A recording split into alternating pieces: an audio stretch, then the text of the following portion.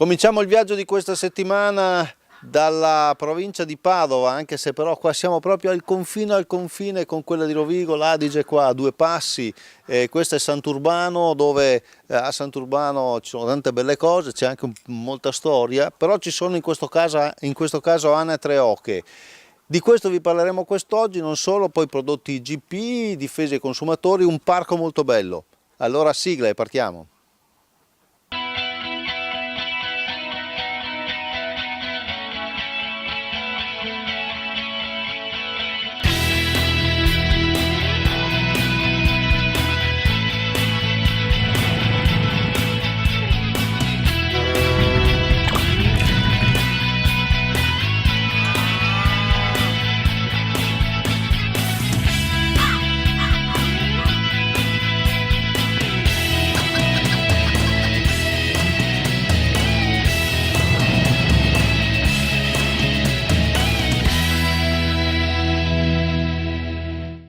Questa è una bella nidiata di anatre, non so come sia, un gruppo, un branco di anatre che sono pronte per l'ingrasso, anatre da carne. In mezzo c'è anche un'oca che ci interessa molto perché Michele Littamè, che è il titolare di questa bella azienda qui a Sant'Urbano in provincia di Padova, ripeto, proprio siamo a due passi da Rovigo, dall'Adige, quindi siamo proprio sul limitare di questa provincia. Lui è importante, è abituato anche a essere intervistato, è una star, è importante per questa zootecnia minore, ma soprattutto le oche, vero? Sì, noi alleviamo oche da circa 12 anni. Però vedete, lui si è attrezzato proprio perché aveva bisogno di incrementare questa attività. Qui ci sono appunto circa 300 anatre e quindi ha fatto una domanda alla regione, al programma, ha chiesto soldi sul programma di sviluppo rurale per l'ammodernamento delle aziende agricole e abbiamo avuto? Sì, io avevo necessità di costruire questo tunnel dove gli animali possono mangiare, ma soprattutto con il pavimento in cemento, e avere un impianto di alimentazione automatica, di non dovere tutti i giorni dare da mangiare agli animali. Ecco che bello, allora lì ci sono disponibilità, vi diciamo sempre, lo diciamo, che le occasioni ci sono, adesso parte anche il prossimo programma di sviluppo rurale, quindi ancora delle belle opportunità, finanziamenti, quindi state, come si dice, in campana. Una cosa Michele, ma allora con la carne di oca e di anatra si vive? Beh, oddio, non è che si faccia grandi salti. Noi è stata una scelta ancora nel 2001 di diversificare l'allevamento, perché l'azienda è sempre stato un allevamento zootecnico di bovini e quell'anno è successo la mucca pazza, la crisi. Abbiamo deciso di diversificare e abbiamo pensato di allevare animali che altri non allevano, perché non ci sono tanti allevamenti di oche in giro. Ecco, per il resto poi l'azienda è a seminativo? L'azienda è a seminativo, tutte le materie prime che tiriamo su dall'azienda le adoperiamo per gli animali. Allora, complimenti, buon lavoro, grazie a Michele Littamè qui all'azienda di Sant'Urbano in provincia di Padova. Adesso andiamo, mica tanto distante, andiamo a Rovigo a parlare di consumatori.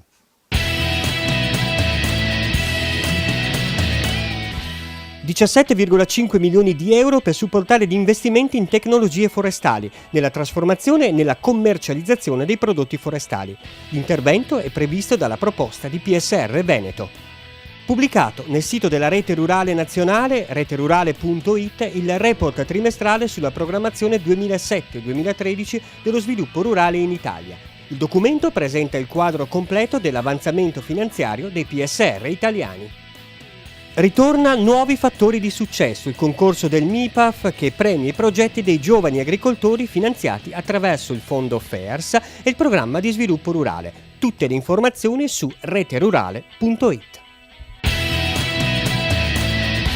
Amiche e amici, quando mi vedete accanto all'amico Rigobon, Walter Rigobon, vi ricordo presidente di Consum del Veneto, ahimè vuol dire che sto parlando di tutela del consumatore. Dico ahimè Walter perché oggi dobbiamo parlare di un argomento delicato. Parliamo di prodotti di qualità, prodotti agroalimentari di qualità. Il Veneto ha un paniere di oltre 360 prodotti tutelati, malgrado questo, diciamocelo pure chiaramente, qualcuno riesce a farla franca. Assolutamente sì, purtroppo. Io ho visto del Valpolicella in granuli, in sacchetti di plastica, che erano stati presentati proprio dall'allora assessore come dire, un simbolo della contraffazione che sta massacrando le nostre imprese serie. E quindi ormai da 2 anni noi stiamo facendo delle campagne di sensibilizzazione e di promozione con risultati credo importanti, perché si sono avvicinati alle nostre postazioni nelle 30 e oltre piazze che abbiamo fatto nel Veneto circa 110.000 persone, quindi un numero ragguardevole a cui noi abbiamo risposto alle varie domande: come si legge una etichetta, quali sono i simboli importanti da prendere in considerazione sulle certificazioni, che sono una cosa altrettanto utile per la salvaguardia dei nostri prodotti.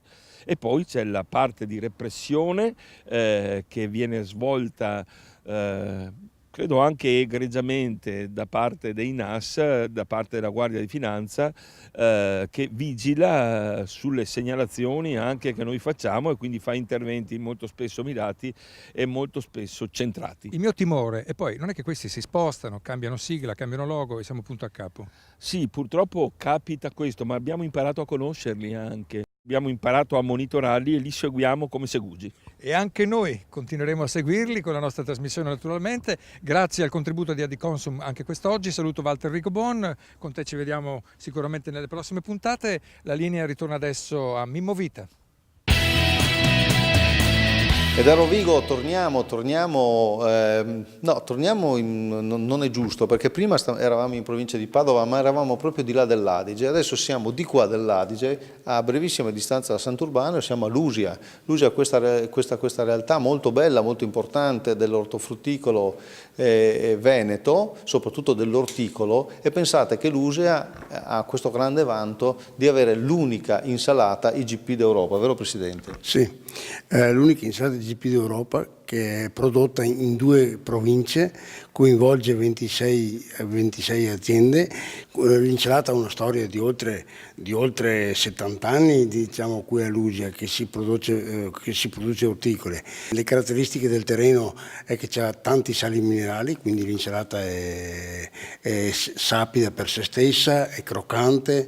E tutte queste cose belle. Allora loro hanno fatto delle richieste sulla misura 133, cioè azioni di promozione dell'insalata. La promozione è un po' difficile da fare, e voi come l'avete fatta? Noi stiamo facendo promozione tramite dei corsi per i nostri associati, dove vanno a capire quali sono le opportunità che ci dà il territorio, e poi abbiamo fatto delle promozioni tramite delle fiere di settore, quindi McFruit, abbiamo investito molto su McFruit. È difficile poi produrre insalata di qualità?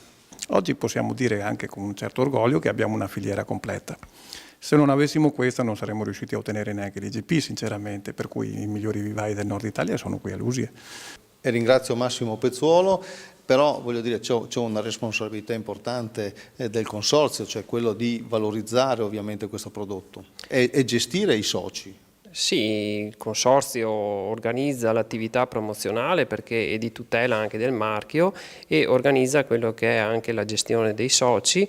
Ha sede anche dentro al mercato di Lusia, un importante centro che ha fatto la storia del paese e adesso si pone come centro di riferimento per il consorzio e per la formazione dei produttori. Grazie direttore, allora buon lavoro, grazie allora al direttore Fontan, grazie anche al presidente Bragion Pezzuolo, l'abbiamo già ringraziato.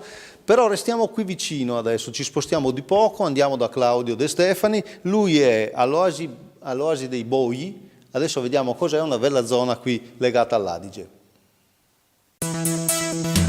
Aumentano le risorse di 150 milioni di euro. Per i nostri investimenti aziendali 800 milioni di euro. Per le start-up agricole dei giovani 150 milioni. Finalmente aumenta l'indennità per gli agricoltori di montagna. Agevolazioni economiche per agriturismi, fattorie didattiche e sociali. Più futuro!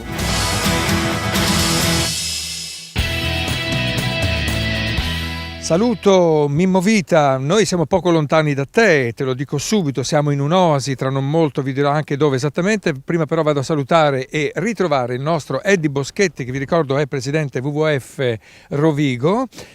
Con lui siamo arrivati all'Oasi Boi della Ferriana. più che una visita, posso dire che oggi facciamo una piccola lezione, Eddie? Sì, una lezione senza grandi pretese, ma comunque che ci illustra come si è evoluto il territorio polesano e la pianura padano-veneta negli ultimi millenni, si può dire. Le aree paludose sono state contenute, sono state regimate proprio per consentire la coltivazione dei campi bonificati ma utilizzando però queste risorgive naturali dell'Adige. Boi vuol dire acqua che emerge dal sottosuolo per poter poi irrigare. Ecco, qui nelle nostre immagini potete proprio vedere quello che si sta raccontando il nostro Eddie, vale a dire lì dove l'uomo può mettere mano perché coltiva, qui invece dove tutto viene lasciato ancora all'origine. Maggiori fruitori, posso dire, di visite sono i ragazzi, le scolaresche che vengono qui per scoprire cose che probabilmente altrove non vedrebbero. Sicuramente questa è un'area che, proprio perché è piccola, sono 7 ettari in tutto, consente in un paio di ore di poter godere di quello che era l'ambiente prima delle bonifiche e quelle zone umide arricchite dalle risorgive dell'Adige. La limpidezza dell'acqua favorisce la presenza di anfibi che ormai sono rarissimi, come la rana di Latast, il tritone crestato, o rettili acquatici ormai rarissimi in Italia di interesse comunitario, come la testuggine palustre, che fra qualche giorno uscirà dal letargo e quindi si farà notare, insomma. Io ringrazio ancora una volta il presidente di Rovigo che ci ha portato a scoprire questa bellissima realtà, grazie a Eddie Boschetti. Da Rovigo si chiude la nostra puntata, saluto come sempre Mimmo Vita, ma soprattutto voi che da casa avete seguito il nostro appuntamento. Arrivederci.